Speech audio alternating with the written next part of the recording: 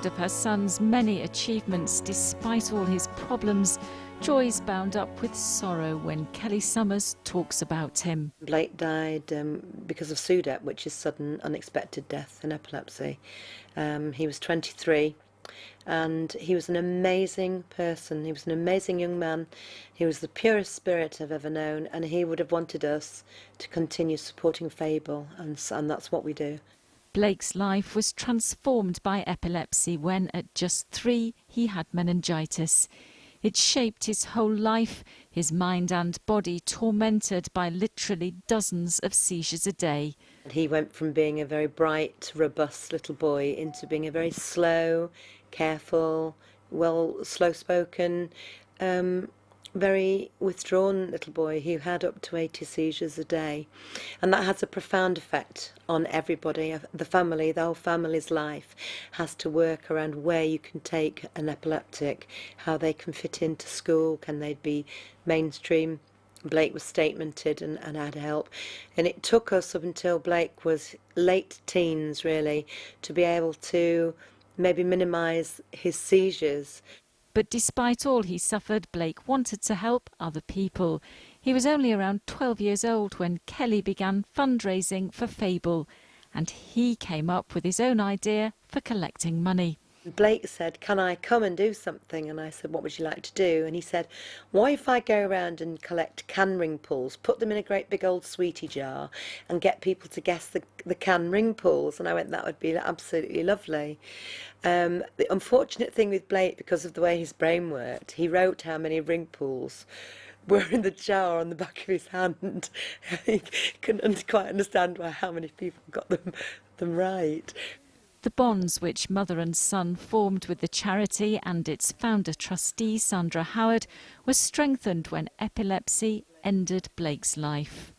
It could be anybody's child that develops epilepsy. Anybody can become epileptic. A knock on the head, an illness, just because that happens.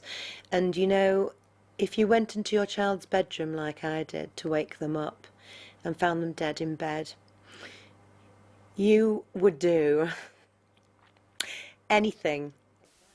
Kelly knows only too heartbreakingly clearly how much the support of Fable means, and so did Blake.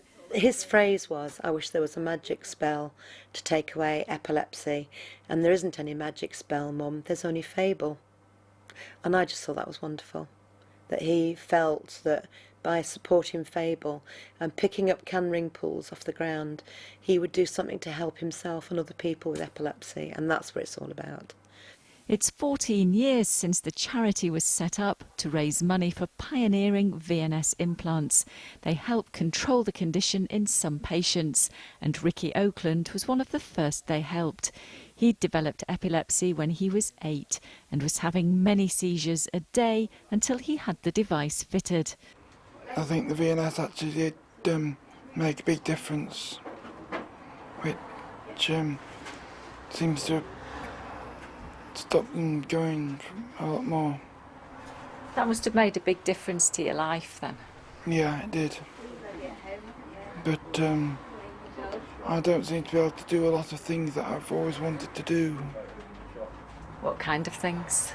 I've always wanted to be able to drive and get certain jobs, but the certain jobs I want you can't get if you've got epilepsy. But you come here to volunteer for Fable. Yeah. Do you enjoy that? Yes.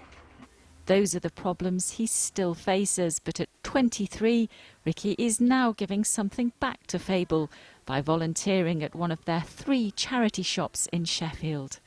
And it helps him show potential employers how much he can achieve given a fair chance. The Fable shops are just one way of fundraising, but the charity's latest venture offers everyone a chance to help and get fit at the same time. The new project was launched in Sheffield city centre with an endorsement from the Lord Mayor.